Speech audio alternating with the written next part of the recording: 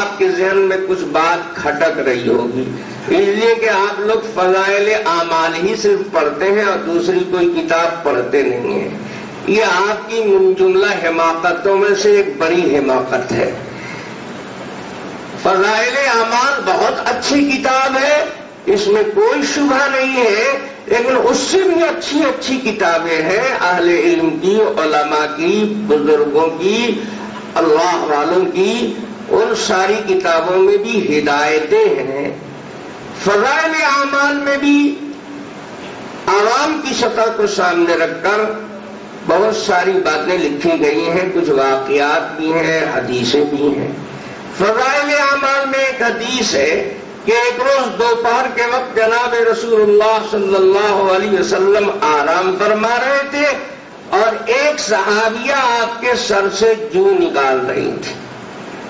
ایک صاحب جو صرف فضائل اعمال پڑھتے تھے، انہوں نے جب میری تقریر سنا تو صبح میں وہ لے کر کتاب آئے کہ دیکھیے آپ مولانا زکریا صاحب سے زیادہ قابل ہے، وہ تو لکھ رہے ہیں کہ رسول اللہ صلی اللہ علیہ وسلم کے سر سے جو نکالی گئی، اور آپ نے تقریر میں کہا کہ کیڑا پیدا نہیں ہوتا ہے، جو پیدا نہیں ہوتی ہے، تو آپ کی بات صحیح ہے کہ ان کی بات صحیح ہے؟ تو میں نے کہا کہ بھائی دونوں بات صحیح ہے، تمہاری عادت خراب ہے، تم بات کو بات سے لڑاتے ہو، تمہارا جھگڑالو مزاج ہے۔ جو لوگ جھگڑالو ہوتے ہیں بات کو بات سے لڑا دیں گے، حدیث کو حدیث سے لڑا دیں گے، آدمی کو آدمی سے لڑا دیں گے، صلح جوئی ان کی فطرت نہیں ہے، ٹکراؤ نہیں ہے دونوں میں۔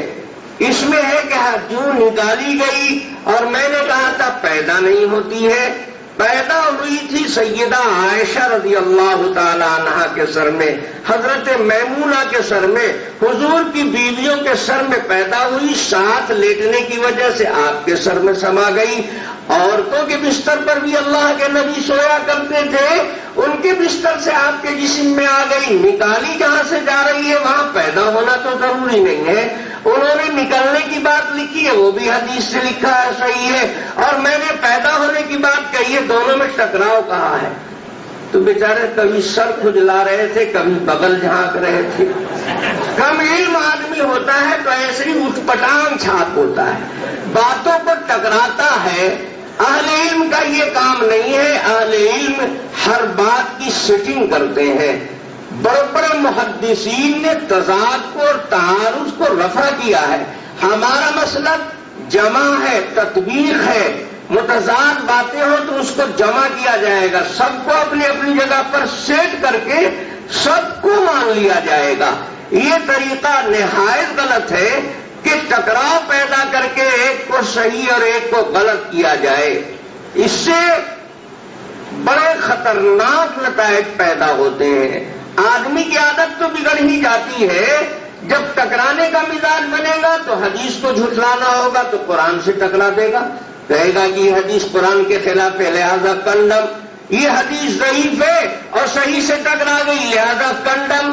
اصل تو اس کے دل میں جذبہ ہے ٹکرانے کا اور جھٹلانے کا۔ اب اس کو کوئی بہانہ چاہیے تو پڑھا لکھا آدمی ہے، یہ ڈائریکٹ نہیں کہے گا کہ میں نبی کی نہیں مانتا، میں خدا کی نہیں مانتا، اپنی خواہش کے لیے بہانے بناتا ہے۔ اس لیے یہ عادت بری ہے، اس کے نتائج برے ہیں، اس سے گریز کرنا چاہیے، پرہیز کرنا چاہیے۔ تو میں یہ عرض کر رہا تھا کہ اللہ تبارک و تعالی نے سب کو مٹی سے بنایا ہے، حتیٰ کہ انبیاء علیہ الصلوۃ والتسلیم کو بھی مٹی سے بنایا ہے، لیکن اللہ تعالی نبیوں کے جسم کو جنت کی خمیر سے بناتے ہیں، جنت کی مٹی سے بناتے ہیں۔ جناب رسول اللہ صلی اللہ علیہ وسلم کا جو روضہ پر انوار ہے گنبد خضرا، اس کے نیچے حجرہ حضرت عائشہ رضی اللہ تعالی عنہا کا ہے۔ اس وقت تانبے کی پیتل کی محراب نما گیٹ ٹائپ کا بنا دیا ہے سعودی حکومت نے، وہاں پر بخاری کی حدیث لکھی ہوئی ہے، قال النبی صلی اللہ علیہ وسلم ما بین بیتی و منبری روضۃ من ریاض الجنہ۔ اللہ کے نبی نے ارشاد فرمایا ہے کہ میرے کمرے سے، میرے مکان سے لے کر ٹکڑا ہے، محدثین کرام کی زیادہ تر جماعت یہ کہتی ہے کہ اتنا حصہ جو حجرہ عائشہ سے لے کر منبر رسول کا ہے وہ دیکھنے میں زمین معلوم ہوتا ہے، لیکن یہاں کی زمین نہیں ہے، اللہ نے جنت کی زمین لا کر وہاں جوڑ دیا، اس لیے جنت کی کیاری کہا جاتا ہے۔ حجاج کرام کو حکم ہے کہ اس میں 2 رکعت ضرور پڑھ لے، وہ 2 رکعت جنت کی نماز ہو جائے گی یا جنت میں لے جائے گی، اس لیے اس کو جنت کی کیاری کہا جاتا ہے۔ اور اسی حدیث سے یہ بات ثابت ہو گئی کہ اللہ تبارک و تعالی نے رسول اللہ صلی اللہ علیہ وسلم کو پیدا فرمایا ہے جنت کی مٹی سے، کیونکہ قاعدہ حدیث میں یہ بیان کیا گیا کہ ہر آدمی مرنے کے بعد وہیں پہنچ جاتا ہے جہاں کی مٹی سے اس کو اللہ تعالیٰ نے پیدا کیا ہے، ہر آدمی کا مزار وہیں بنتا ہے جہاں کی مٹی سے اللہ تعالیٰ نے اس کے جسم کو بنایا تھا، یہی قاعدہ ہے۔ اس کے خلاف کسی عارض کی وجہ سے ہوتا ہے، اگر کوئی عارض اور مانع نہ ہو تو قدرتاً ہر آدمی وہیں پہنچتا ہے، پہنچی وہاں پہ خاک جہاں کا خمیر تھا، آدمی وہیں پہنچ جاتا، اور یہ ایسی کھلی ہوئی حقیقت ہے کہ آپ بھی دفن کرنے کے وقت اس کا اقرار اور اظہار کرتے ہیں۔ مردوں کو آپ دفن کرتے ہیں تو رسول اللہ صلی اللہ علیہ وسلم نے اس کا طریقہ بتایا کہ قبر سے کھود کر جو مٹی نکالی گئی ہے اسی مٹی کو دونوں ہاتھ میں تھوڑا سا لے کر اور قبر پر ڈالیے اور پڑھیے منہا خلقناکم، اسی سے تم کو پیدا کیا تھا، وفیہا نعیدکم، اور اسی میں تم کو واپس کر رہے ہیں۔ معلوم ہوا کہ پیدا بھی یہی سے ہوا تھا، تبھی نہ واپس نعید اور اعادہ عربی زبان میں پہلی جگہ پر لوٹنے کو کہتے ہیں۔ معلوم ہوا کہ نعید کو قرآن نے استعمال کیا، اس کا مطلب ہوا کہ تمہاری پہلی جگہ یہ تھی، یہیں سے پہلے نکالا گیا تھا پھر یہاں لایا گیا۔ کوئی شاید تعویل نہ کرنے پائے، اس لیے اللہ تعالیٰ نے پہلے اشارے سے بتایا، اس کے بعد تصریح کر دی وَمِنْهَا نُخْرِجُكُمْ تَارَةً أُخْرَىٰ، اور اسی سے ہم کو تم کو دوبارہ نکالیں گے۔ دوبارہ نکالنے کا مطلب پہلے بھی نکالا تھا یہیں سے، تب نہ دوبارہ ہوا، نہیں تو یہ تو پہلی بار ہوگا نا۔ کتنا صاف صحیح بات ہے۔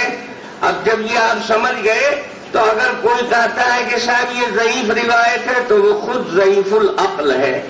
روایت ضعیف نہیں ہوگی جب اس کا مستدل و مضمون قرآن سے میل کھا رہا ہے، تو اس میں کوئی ذوق بھی ہو تو اس کا انجبار ہو گیا۔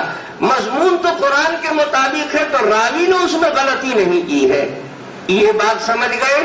اب ایک بات آپ اور سمجھیے، جناب رسول اللہ صلی اللہ علیہ وسلم کا انتقال ہوا مدینہ منورہ۔ مشورے کے لیے ایک جماعت نے کہا کہ حضور کو دفن کرنے کے لیے مکہ مکرمہ لے جانا چاہیے، کیونکہ ہر آدمی کو اس کے عزیزوں رشتہ داروں کے درمیان دفن کرنا چاہیے۔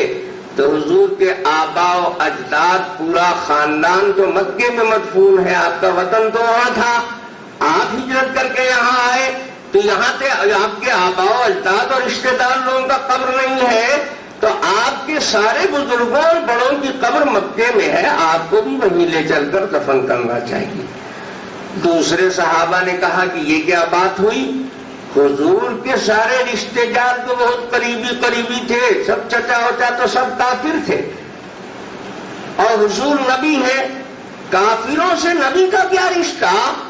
اس لیے حضور سے اب ان کی کوئی رشتہ داری نہیں، تو ان کے رشتہ دار تو ایمان والے ہیں اور ان کے رشتہ دار تو انبیاء ہیں، آپ تو نبیوں کی برادری کے ہیں، تو جہاں زیادہ نبیوں کا مزار ہے وہاں لے چل کر آپ کو دفن کیا جائے، بیت المقدس لے چلا جائے گا۔ دو رائے آئی، تیسری رائے یہ آئی کہ بیت المقدس تو بہت دور ہے اور رسول اللہ صلی اللہ علیہ وسلم بھی ایک ہی بار معراج میں گئے ہیں، اور مکہ مکرمہ تو کفار و مشرکین کی قبروں کی جگہ ہے حضور کے خاندان میں۔ اللہ کے نبی جب ہجرت کر کے مدینہ آئے تو مدینے کا مشہور قبرستان بقیع غرقد کہلاتا تھا۔ سرور عالم صلی اللہ علیہ وسلم نے اپنے عزیزوں کو اسی میں دفن کیا ہے، اپنے صاحبزادے ابراہیم کو اس میں دفن کیا اور اپنی نواسیوں کو دفن کیا، اور سارے عزیزوں کو آپ نے وہاں دفن کیا، اور آپ کو اس قبرستان سے ایسی محبت تھی کہ کبھی کبھی آپ وہاں کے مردوں کی مغفرت کی دعا کرنے کے لیے رات کو بھی اپنے کمرے سے چلے جاتے تھے۔ تو رات دن جو چیز محبوب تھی آپ کو، وہ آپ کی زندگی کی پسندیدہ چیز ہے، اس لیے اسی قبرستان میں جس کا نام بقیع غرقد سے جنت البقیع ہو گیا ہے، وہ رسول اللہ صلی اللہ علیہ وسلم کا محبوب قبرستان ہے، وہیں آپ کو دفن کیا جائے گا۔ اتنے میں صدیق اکبر چلے آئے۔ صدیق اکبر وہاں موجود نہیں تھے جب مشورہ ہو رہا تھا۔ صدیق اکبر آئے، پوچھا کیا بات ہو رہی ہے؟ لوگوں نے کہا کہ حضور پاک صلی اللہ علیہ وسلم کے دفن کے سلسلے میں مشورہ ہو رہا ہے، کچھ لوگ یہ رائے دے رہے ہیں، کچھ یہ دے رہے ہیں، کچھ یہ دے رہے ہیں۔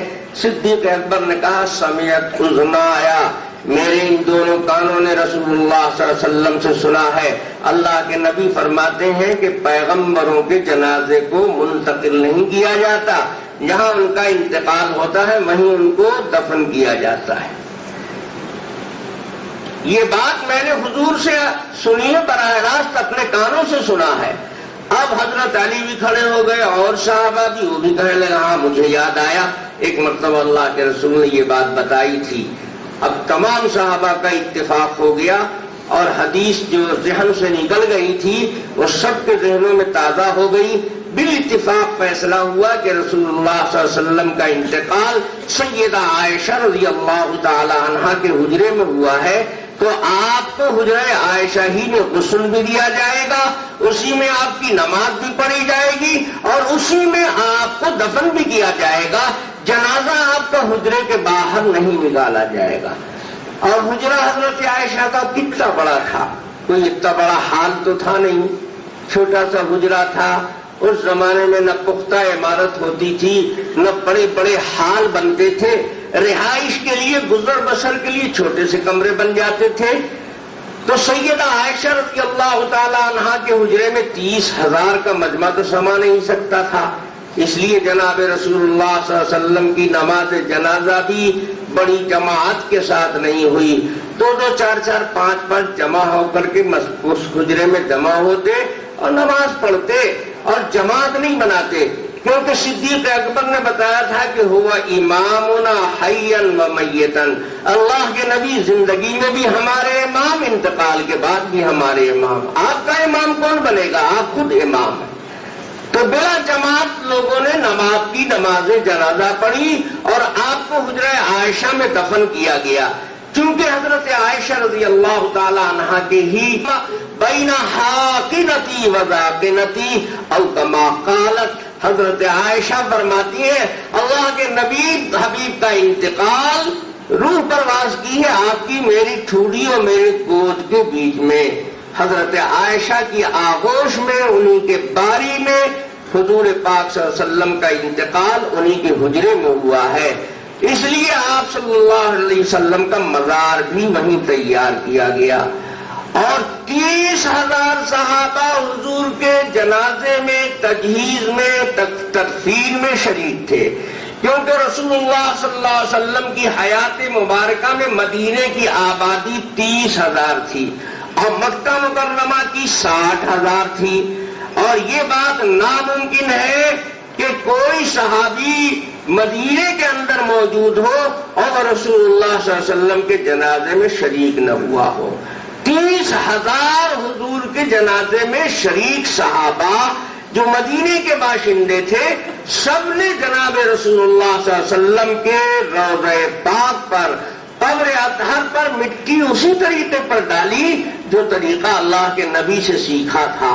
اور رسول اللہ صلی اللہ علیہ وسلم نے طریقہ کیا سکھایا تھا کہ تھوڑی تھوڑی قبر کی مٹی ہاتھ میں لے کر 3 مرتبہ قبر پر ڈالو اور پڑھو، پہلی مرتبہ منہا خلقناکم، دوسری مرتبہ فیہا نعیدکم، اور تیسری مرتبہ منہا نخرجکم تارۃ اخری۔ یہ تینوں مرتبہ پوری آیت پڑھ دو تو گویا 30,000 صحابہ کا دستخطی عقیدہ اور اعلانیہ عقیدہ ہے کہ منہا خلقناکم، میں نبی آپ کو مٹی ہی سے پیدا کیا تھا، وَمِنْهَا فِيهَا نُعِيدُكُمْ، اور اسی میں واپس کر رہے ہیں، اور اسی سے آپ کو پھر اٹھایا بھی جائے گا۔ لیکن آج لوگوں کو شبہ لگ گیا ہے. بتاؤ 30,000 کا جو صحابہ کا متفق علیہ فیصلہ ہے اس میں شبہ لگا کہ اس کو روڈ چھاپ مول، جو علی کے معنی لٹھ نہیں جانتا ہے، اس بیوقوف کو دھوکہ لگ گیا کہ نبی مٹی سے نہیں پیدا کیے گئے ہیں، کسی اور چیز سے پیدا کیے. ارے احمق اور بیوقوف، جب نبی بشر نہیں ہوگا تو نبی کیسے ہو جائے گا؟ بشریت تو شرط ہے نبوت کے لیے. کوئی آدمی کہے کہ وضو تو نہیں تھا لیکن نماز بہت شاندار ہوئی، تو وہ آدمی بریلی کے پاگل خانے کا نکلا ہوا آدمی ہے. جب وضو ہی نہیں تھا نماز شاندار کیا ہوئی؟ بے وضو کا ہی نماز ہوتی ہے. عمدہ تجویز سے قرار کرنے سے اور سکون اور آداب کی رعایت کے ساتھ رکوع سجدہ کرنے سے نماز کب صحیح ہوگی؟ جب وضو بھی ہو. وضو ہی نہیں تو یہ ساری سجاوٹ بیکار ہے. نبوت کے لیے بشریت اسی طرح شرط ہے جیسے نماز نہیں خراب کی، وضو خراب کر دیا تو نماز تو آٹومیٹک خود خراب ہو گئی. بشریت کا انکار نبوت کے انکار کے بغیر ہو ہی نہیں سکتا. اس لیے بشریت میں ادنا درجے کا شبہ کرنے سے آدمی مرتد ہو جاتا ہے. اگر پہلے سے مسلمان ہے اس کا نکاح ٹوٹ جاتا ہے. یہ ساری امت کا اجماعی مسئلہ ہے. بہار شریعت ایک کتاب ہے، اس کو بہت سے بیوقوف سمجھتے ہیں بہار شریعت ہے، یعنی خالی بہار میں یہ شریعت چلتی ہے. ایسا نہیں، ہو تو آگ لگانے والی کتاب ہے، ہر جگہ بہار آ جاتی ہے اس کی طرف سے. اس کا اصل نام تھا باہر شریعت، یعنی آؤٹ آف شریعت مسئلے مسائل اس میں لکھے ہوئے ہیں. کاتب کی غلطی سے بہار شریعت بن گئی وہ کتاب. اس میں پہلے حصے میں عقائد کا بیان ہے. صفحہ 10 پر جلد اول کے عقائد نبیوں کے سلسلے میں، نبوت کے سلسلے میں کیا عقیدہ رکھنا چاہیے اس کا بیان شروع ہوتا ہے. اس میں لکھا ہوا ہے عقیدہ انبیاء سب کے سب بشر تھے اور مرد، سارے پیغمبر بشر تھے اور مرد. معلوم ہے کہ عقیدہ ان کا بھی ہے کہ سارے نبی بشر ہیں. جو بشر نہیں ہوگا وہ نبی نہیں، اور جو مرد نہیں ہوگا وہ نبی نہیں ہے. بشر ہی کا مخلوق ہے جس میں نبوت کو سنبھالنے کی اہلیت ہے. حضرت مجدد الفسانی رحمت اللہ علیہ فرماتے ہیں کہ نبیوں کا درجہ فرشتوں سے بڑا ہوتا ہے، اور یہ درجہ ان کو اس لیے ملتا ہے کہ یہ خاک سے پیدا کیے جاتے ہیں، اور فرشتے خاک سے نہیں پیدا کیے جاتے ہیں. مجدد الفسانی کے الفاظ ہیں اما در نبوت و رسالت مرتبہ عشق کے ملک بان رسیدہ است وہاں اشجہت عنصر خاک انداست. اور یہ شان خاک کے عنصر کی وجہ سے نبی میں آئی ہے. مجدد صاحب کی بات ان کے معیار کی ہے. آپ کے پاس کھوپڑا ہی نہیں ہے، آپ کیا سمجھیں گے؟